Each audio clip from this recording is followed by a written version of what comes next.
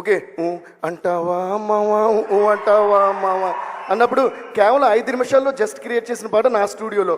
ఈరోజు హాలీవుడ్లోనే ఎక్కడో అంటే అది అసలు ప్లే అవ్వన ఈ లోకంలో ఏ ప్రదేశం లేదు. ఇప్పుడు ఒక ఇంగ్లీష్ షోలో సాంగ్ కాపీ కొట్టారు, దాని మీద కేసు వేయాలో ఏమేయాలో ఆలోచిస్తాను నేను.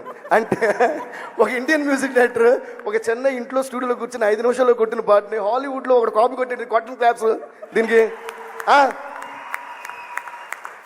అసలు వాడు కాపీ కొట్టే నాకు చాలా సంతోషంగా ఉంది. అంటే అది మన రేంజ్ అని వాడు నాకు నిరూపించాడు అనమాట. అది మ్యాటరు. సో లైఫ్లో డిస్కరేజ్ చేసే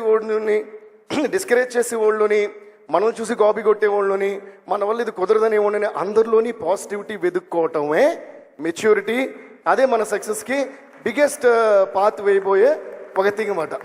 సో రాజుగారు అన్నట్టు be very responsible, be very dynamic and at the same time నేను ఎందుకు ఫెయిల్యూర్ ఇంపార్టెంట్ నేను ఎందుకు అన్నానంటే ఎవడో చెప్పేసి పోయాడు failures are the biggest stepping stones for any success, right?